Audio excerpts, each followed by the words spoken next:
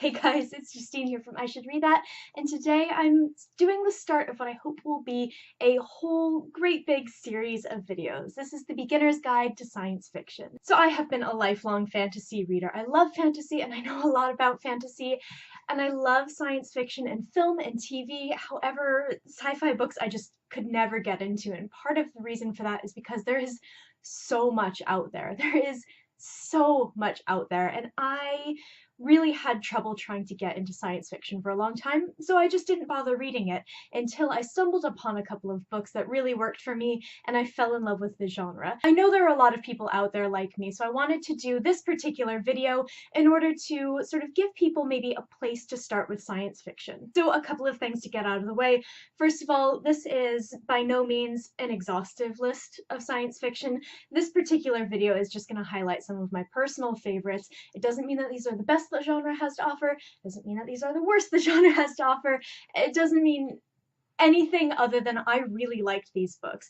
Every single one of these books I have read and enjoyed. To go along with that, if you don't see your favorite book here, then let me know. Maybe I've read it, maybe I haven't read it. Just leave me a comment. However, I would like this to be a very friendly space for people who haven't read sci-fi before. I don't want to see any gatekeeping here. No, if you've not read Dune, you can't call yourself a sci-fi fan, which I feel like I get all the time, which by the way, I've read Dune and I liked Dune, so I don't know where that comes from, but I really want this to be a friendly place. So if you see some things that are missing from this list or from any of the future lists that I do, definitely let me know. Next is that I was sent a few of these books for review from publishers, and it turned out that I really loved them. It doesn't influence my opinion, that doesn't give them a place in this video. It just happens that they were books that I read for review. Right, now all of that is out of the way, let's get started. So I picked, I believe, 8 books here, and these are all ones that I have personally really enjoyed, including a couple that were the books that got me into sci-fi in the first place. So the very first book that I read that sort of launched me into sci-fi as a genre,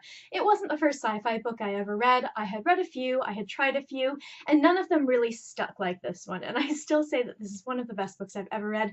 This is Hyperion by Dan Simmons. Now you may notice that this is an omnibus edition. This contains the first 2 books in the Hyperion series, which is a kind of a series of 4 books. There are 2 that take place sort of one right after the other, and then we jump far into the future and we have 2 more books. I've not read those last 2 books, but I have read these and I really enjoyed them. I think part of the reason that I love Hyperion so much is that it is basically the Canterbury Tales in space, and if you are a long-suffering English major like I was, you have probably read the Canterbury Tales in some form. I had to read them in Middle English and I hated every step of the way until I actually finished, and I did end up really liking them. So when my friend, who knows me very well, sort of proposed that I read this book because it's one of his favorite books, I jumped on it and I loved it so much. It's slightly complicated to try to explain the plot of this book, but all you need to know is essentially that the galactic hegemony is in danger. There's an invading species that's coming in, we're gonna go to war, and I believe 7 pilgrims have to go on this final voyage to the planet Hyperion and go to this place called the Time Tombs. That's really all I can say. It just branches off into weirdness from there, but this book is wonderful. I really loved it. I feel like this first one, even though it was written as one book altogether and ended up getting split apart at publication, I feel like this first book is absolute genius. I like the second one a lot. I don't think it's as good, but it does really tie the story together well, and it's a very sort of traditional sci-fi book. So if you are looking for something that's a little bit different and is excellent, I would highly recommend Hyperion. So the next book is one that I don't actually own, but I talk about all the time here, and it's one of my favorite books, and I think it's really kind of the gateway book to science fiction for a lot of people, in sort of a similar way that Game of Thrones was for people with fantasy. This is The Martian by Andy Weir. I'm not like holding up this book or anything like that because I feel like at this point most people know what The Martian is, whether it's just from it being a huge phenomenon of a book to the film with Matt Damon, which I think is an excellent adaptation. The Martian is a hugely popular book, and you might have read it already, but if you haven't, I would really highly recommend it. Martian is about a man named Mark Watney, and he is a biologist. He has been sent on a mission to Mars with a team of fellow astronauts.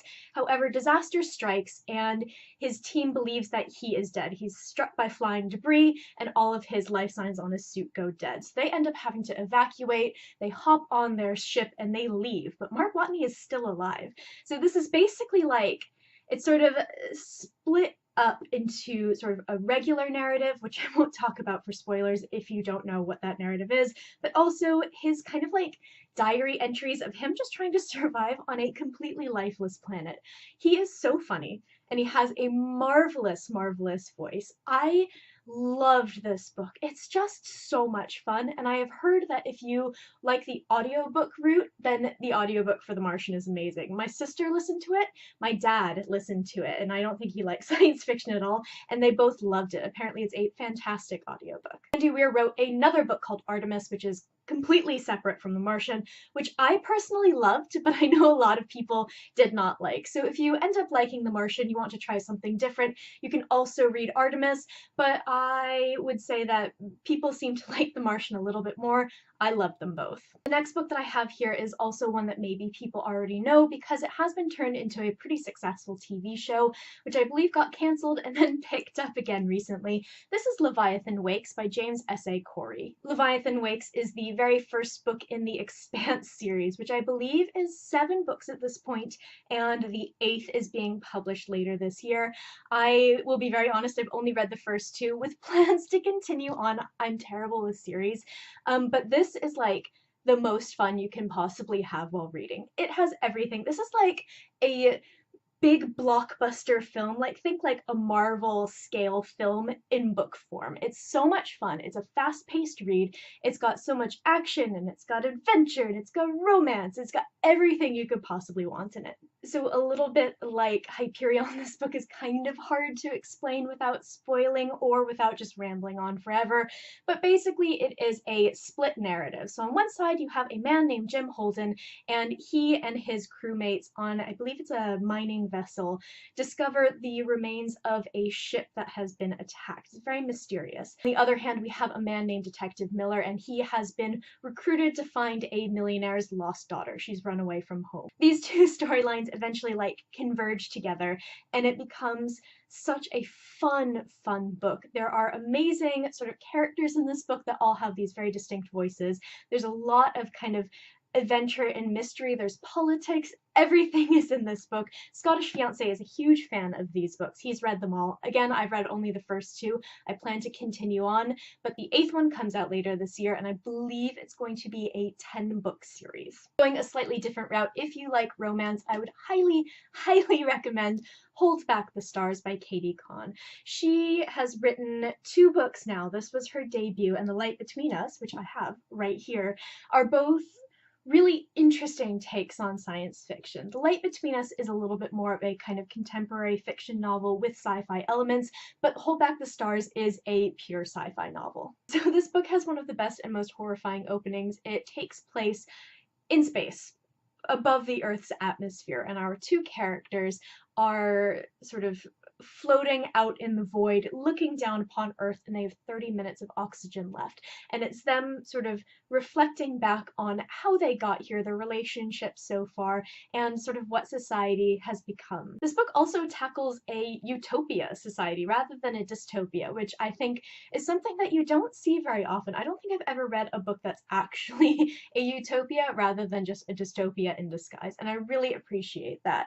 I also think that her sort of way of adding romance to sci-fi makes this incredibly accessible. It's a read that you can just absolutely devour, and I think that if you like books with a little bit more romance and romantic subplots, and if you are a fan of sort of the older end of YA fiction, I think you're really going to enjoy this. This book has one of my favorite endings ever of all time. Next up, we have the book that I put side by side with Hyperion as one of the best books I've ever read in my entire life.